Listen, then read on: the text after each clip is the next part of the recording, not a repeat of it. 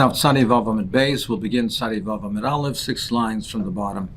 We're in the middle of the discussion. We're searching for the Tana who holds that Shabbos is Zman Tefillin, that there's mitzvah to wear Tefillin on Shabbos as well.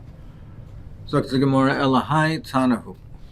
The following Tana holds that there is a mitzvah of Tefillin on Shabbos. The time we learned in the Brisa, Michal Bas Kushi, Michal the daughter of a Kushi, Haisamanachas Tefillin.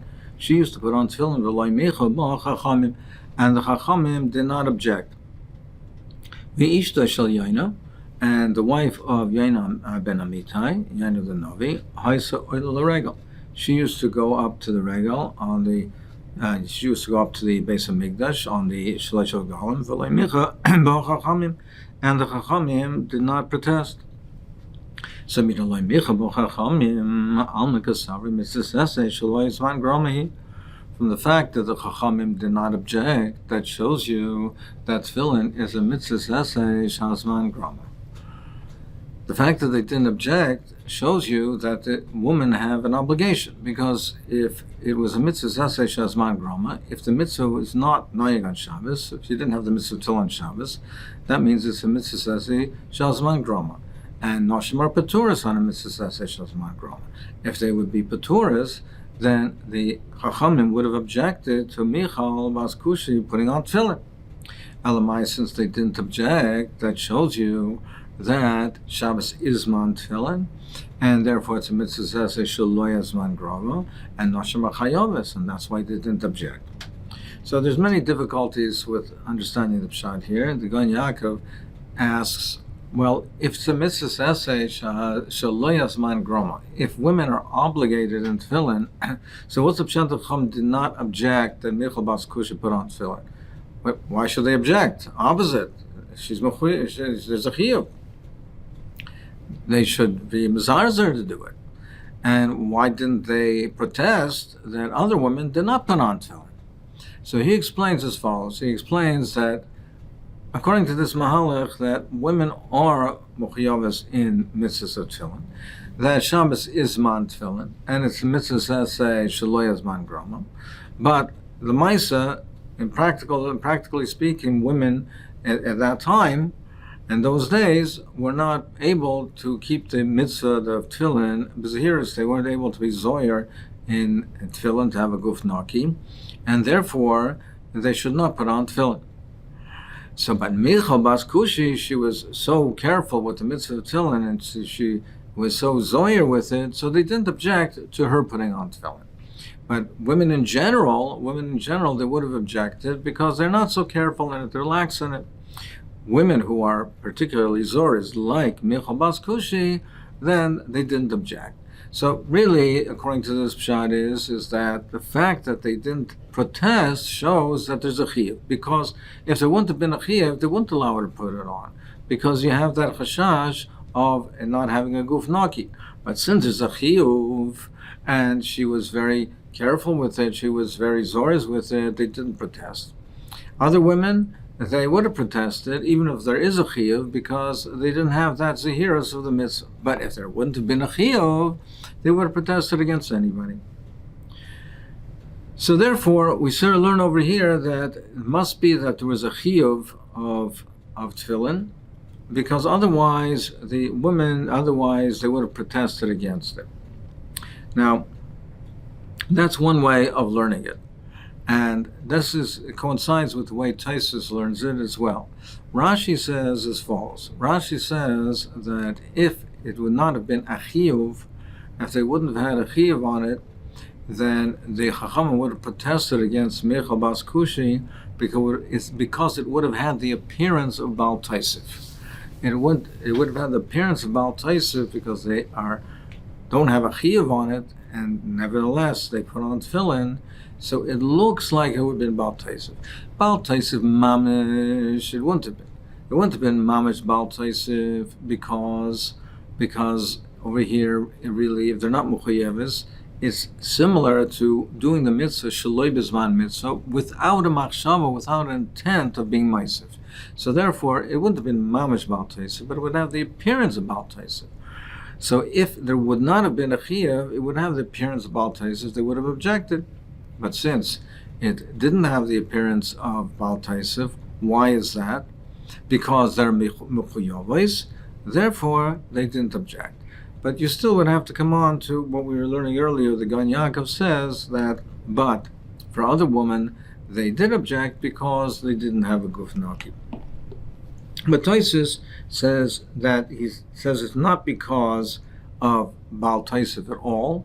He says the only consideration is Guf Naki, and as we'll see on the other cases over here, that the other cases where women do mitzvahs where they're not obligated, Taisus will learn the coming up Gemara not because of an appearance of Baal Taisif, but for Zaitika reasons, which we'll explain as we go through the Gemara. So the Gemara says, no, what, you don't have a raya from over here that Noshim have a chiyuv, the Dilmos, Savrala, maybe they hold, the Tan of the Brisa holds, Krav Yasi, who says the Omar Noshim Semchus Rishus, that says the Noshim, even though they don't have a chiyuv to do smicha, when you bring a korban yachid, the balam, except for korban pesach, the balam have to do smicha. They lean on the animal. But it says in the pasuk, it says that the Bnei Yisrael should do smicha. So we darshan that the mitzvah is on the mitzvahs. It says darbal Bnei Yisrael v'amarat alehem, that the mitzvah is on the men and not the women. But Rav Yasi says that Noshim Semchus Rishus, they have the option to do it. So what does that mean? That means even if there's no chiyuv, so the way Rashi learns, even if there's no chiyuv, but Rav Yasi holds that they're allowed to do it. They're allowed to do it because it does not have the appearance of Baal Taisif. We're not concerned about this. It doesn't have the appearance of Baal Taisif, and they're allowed to do it. So if you hold like Rav Yasi, similarly, I could say by Tefillin, they're not Muchayavos in Tefillin. And Shabbos is Lavzman Tefillin. And it is a mitzvah Shazman Groma, but it doesn't have the appearance of Baal Taisif, just like Rav Yasi says. By Smicha, we're not concerned about that. That would have the appearance of Baal Taisif. The way Taisus is learning, Baal Taisif, the appearance of Baal Taisif is not the criteria, but he says also you would have said that there's a zaitika reason to aser it over there.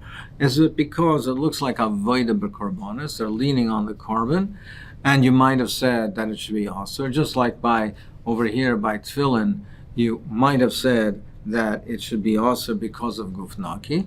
No, Rav Yasi is not geyser over there. And similarly, he would not be geyser over here. So therefore, you have no raya from the fact that they were not micha on the micha bas kushi putting on tefillin. You have no raya that there's a chiyuv, because we see Rav Yasi is not concerned according to Rashi that it has the appearance of Al Taisif, not according to Titus that it has these zaitika concerns that we might have, that it looks like avodah b'karbonis. Here also, we're not concerned that the issue of gufnaki, and therefore she was permitted to do it. As a side note, Taisus learns over here, it says Rav Yosef Noshim Semchus Rishus, that he wants to bring over here that you can see that when Noshim when they do a mitzvah, that the mitzvah Zasei Shazman Groma, but they're not Mechuyavos, that you make a bracha. That if women take up on and do a mitzvah, even though they're not Mechuyavos, and if mitzvah Shazman Groma, even though they're Paturas, like Michal Bas Kushi, he said Mustama, she made a bracha when she put on tefillin. So he says you can learn out from here that even though Noshim are Paturas, but if they voluntarily do the mitzvah, they do make a bracha. Uncle Panim, what do we see over here? You have no raya that Shabbos there's a mitzvah to learn Shabbos, because maybe the Tana holds like Rav Yasi. Because if you do not say that the Tana of the Brisa holds like Rav Yasi, Ishna Shel Yaina, Haisa Oil Regel. The Chum did not protest against it. Is there anyone that says the regular mitzvah sensation is man gramu? Regular Shalosh Regalim going up to the Beis Hamikdash, Shalosh Regalim is certainly mitzvah sensation is man gramu. It comes at 3 times a year. It's a specific time of the year. So Elamai, that certainly is a mitzvah sensation is man gramu, and therefore she did not have a chiyuv. It was voluntary. It was a rishus. And she's allowed to do it, and they weren't mecha, and hachaname rishus, and here also it's a rishus. So the way Rashi is learning is just like over there, even though she didn't have a chiyuv to be oila, but they allowed her to do it because They're not chayshish. They hold like Rav Yossi that there is no appearance of Baal Taisif. According to the way Taisus learns, it's not in your Baal Taisif. He says, over there's also a zaytik reason that you would aser over there. It is because you might think that it's like she's bringing chulun la'azorah, or it's re'iyas panim ba'azorah shalei l'tzorach. There's also a side reason, a zaytik reason why you might have asered it. And nevertheless, we don't. According to Rav Yossi, we allow women to do these mitzvahs, even though there's a potential for to be concerned about other things, other factors, but we allow them to do the mitzvahs nevertheless. So again, who is the Tana that holds that Shabbos is man tefillin? Elahai Tana, who the Gemara says is the following Tana: the Sanya might see tefillin. If a person's flying tefillin, it's outside, it's lying in a mokum bizoyin machnisan zug zug. He brings in wearing them pair by pair.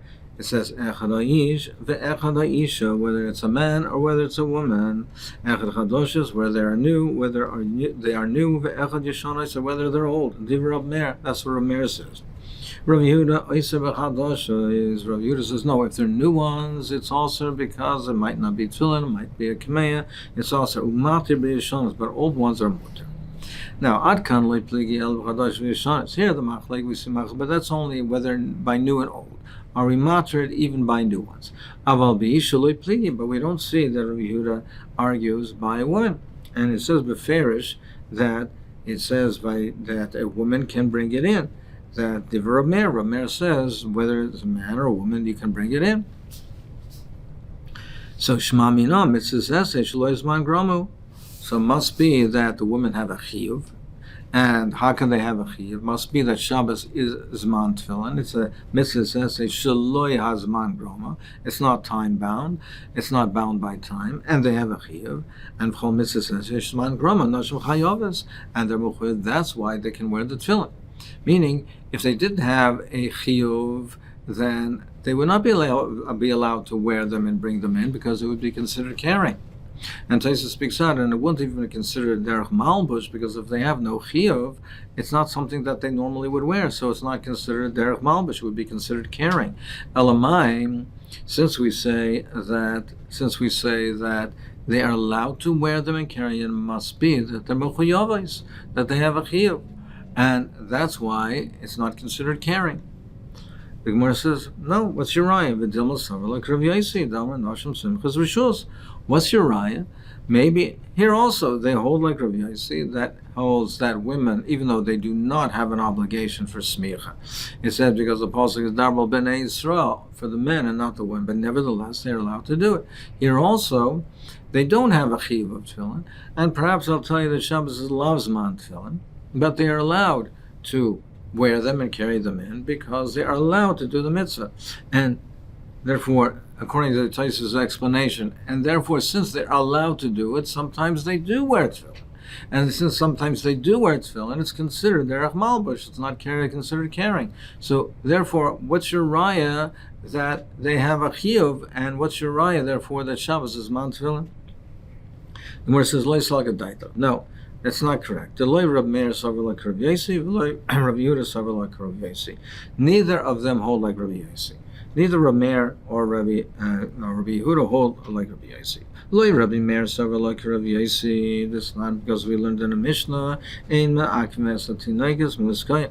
We don't prevent the children from blowing the shofar from Rosh Hashanah on Nashim Akves, but we do prevent the women from blowing shofar. Ustam Masnis and Rav Meir, and that's a Stam Mish, and that's Rav Meir.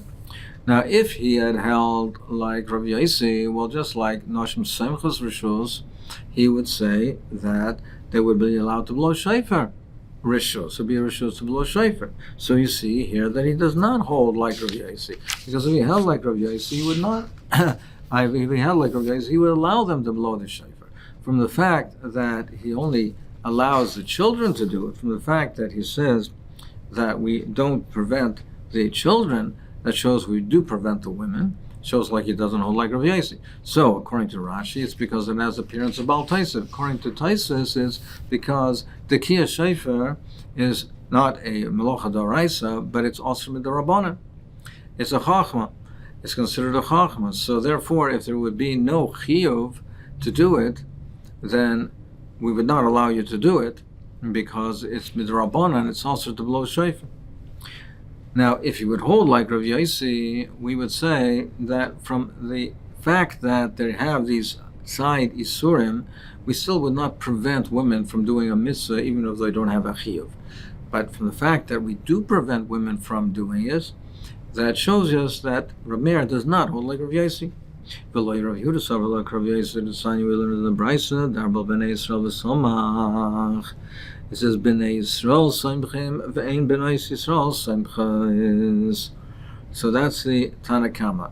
And Rabbi Yossi and Rav Shimon oimrim nashim samchas rishus, but they argue and they say no, they could. They have an option if they want to. We allow them to do it. Now the Tanakama, it's stam. It's a stam. Stam self sifra money. Who is the stam Tana by the sifra? Rabbi Yehuda. So you see clearly the Tanakama over here argues with Rabbi Yossi, and he holds that only men can do it, and women cannot even do it rishus, because Rabbi Yossi says noshim samchas rishus. That shows you that Tanakama holds that they cannot, and therefore he holds we prevent them. We do not allow them to do smicha. So therefore, you see clearly that both Rabbi Meir and Rabbi Yehuda do not hold like Rabbi Yossi, and therefore from the fact that they allow the women to wear the tefillin and carrying them in and bring them in wearing them, it shows that they hold that they have a chiyuv. Must be that they hold that Shabbos is man tefillin.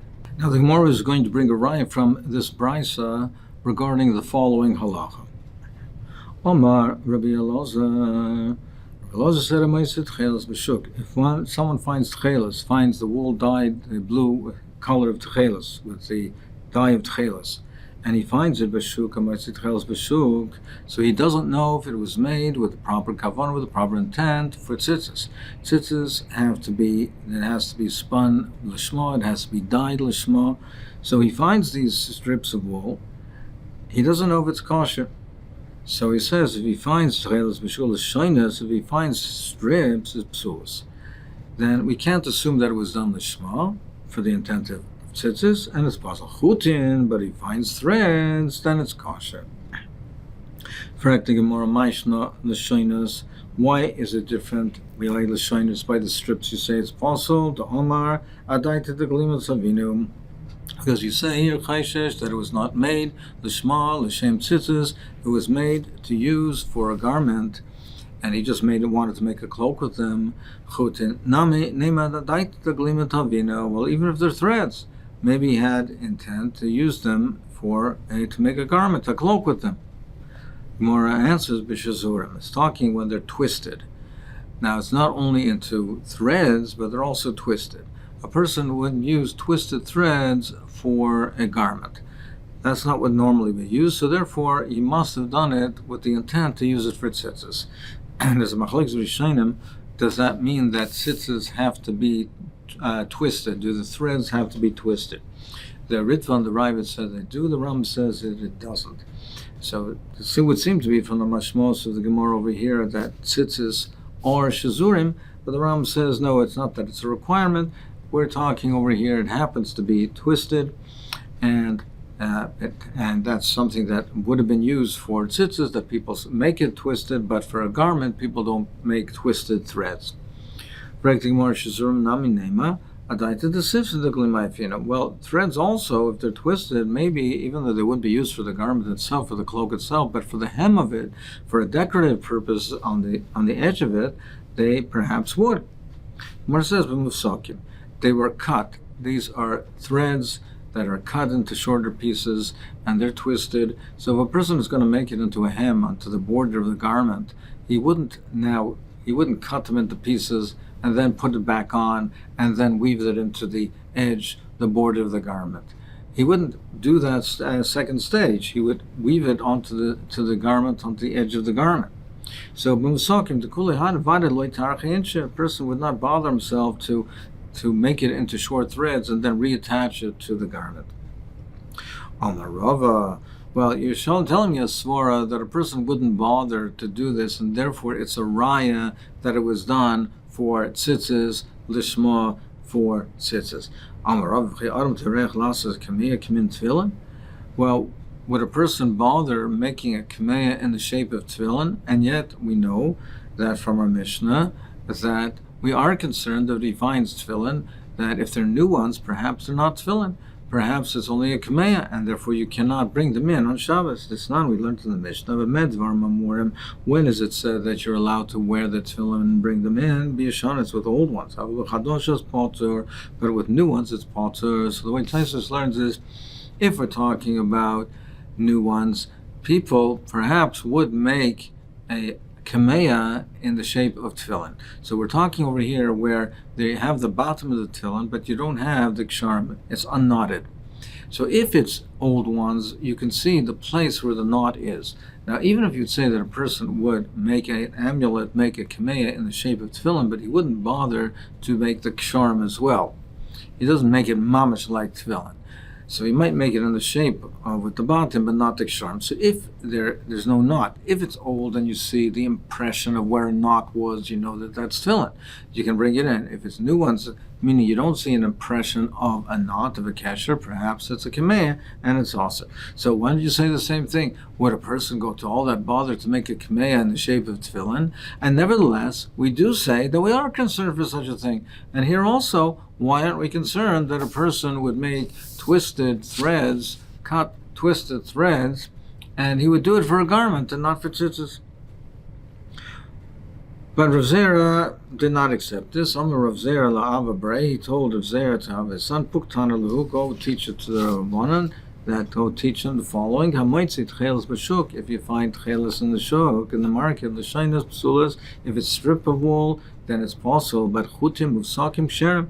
If you find short cut threads, then it is kosher. Lefisha ein adam tereach. A person will not bother himself to make threads in that manner and twisted short threads if he's going to use it to weave onto a beged. Amar Rava says, Mishum Tana la'ava brei, the Rav Zera, just because he taught it to him, that therefore we should accept him, we should accept it. And so keep it tolala. Has he made rings upon it?